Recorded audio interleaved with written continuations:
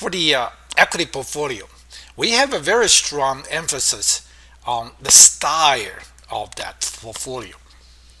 Now, the style is very popular, right? But here, what we like to do is how do you define those styles? Second is why this is important. Okay, so let's think about in Morningstar. This we got this called style box. All right, it's usually is the 3 by 3 matrix here. Basically, the matrix talk about the portfolio style and look at the also the different size based on the size and the value of versus growth. So let's talk about size. Why size is important? Okay, now the size refer is the market capitalization. Now we understand that the size is one factor that represent the different stage of the firm. For the mature company, large company, they usually, the mature company tend to be the market leader, the industry leader tend to be the large cap. All right, so these companies are very relatively stable and relatively actually had a dominating power in the industry.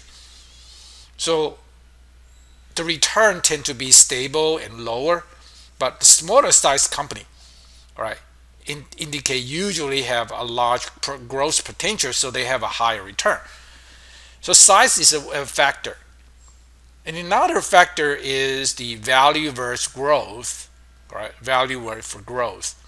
And the interesting thing is that value versus growth can be referred by those multiple, like the PB ratio, price to book ratio. This is a very typical ratio to see that in the market, if you look at all those equity, and we can actually divide them by different group, and then to represent different type of growth rate and the value. So think about this PB. P is a market value. B is the book value. Now, if this company is mature and stable, and you will see this ratio tend to be smaller, sometimes equal to 1, meaning that if your book value is $1, your market value also $1. So what does that tell you? Is that there's no room to growth. It's a very stable, mature firm, like utility company. So these type of the stocks or equity with very low PB ratio that we call value stock. On the other hand, if the book value is $1 and the price of the stock is $100, so it's 100 times bigger than the book, that means this company, why people will pay that such a high premium on that? Because the value of growth, there's a potential opportunity. It's called the value of the growth opportunity. So the PB ratio show you that we can classify the stocks, the equity into different category based on the value versus the growth.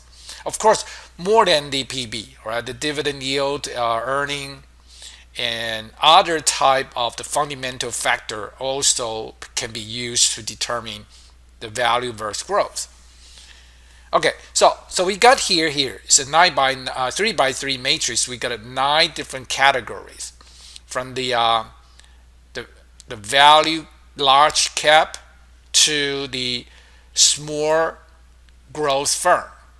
All right, you can see from this category, all right, to this category. So all those matrices in this matrix, each firm is to tell you that they have a different character in terms of what?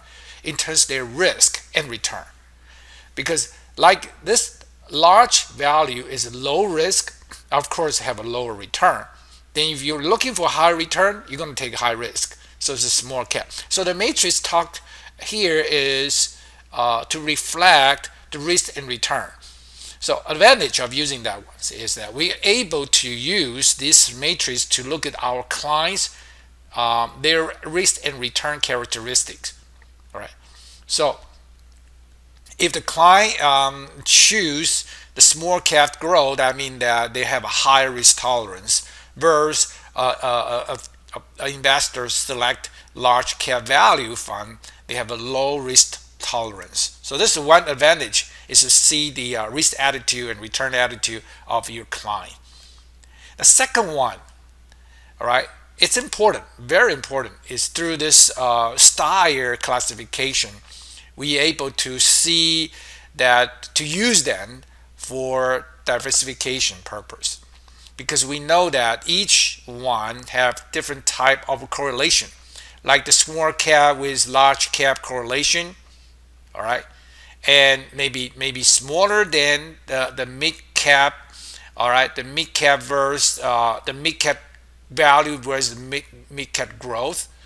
So there's different type of correlation. So we're able to play around those correlation and develop a diversified portfolio. So the matrix provide us a diversification benefit through this.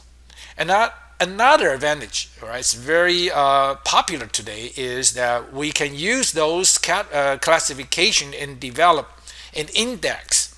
So we can have so-called large cap value index versus small cap growth index. And these index can serve as a benchmark to form different portfolio, so-called a different fund, like a different ETF. So we can create the large cap value ETF versus small cap growth ETF. Okay, so this style box provide opportunity to actually create more and more investment vehicles, so actually provide a convenience way for investor to choose. Next one is that we can also use those style box. If we look at the inside the constitute or the component of asset or stocks into in each category over time, and see how do they migrate. So can I see how does company characteristic change over time? There's some kind of migration on different type of in the style box, right, over the time. So could be have a mid cap value fund become a large growth fund? Who knows, right? So over the time, their capital growth and then could be because their component change, their investment style change inside the company, and there's different way. So we want to see that how those the firms actually migrate to different style over time, and this box provide a very useful way to analyze that. Right. So here is the summary about the style of equity portfolio.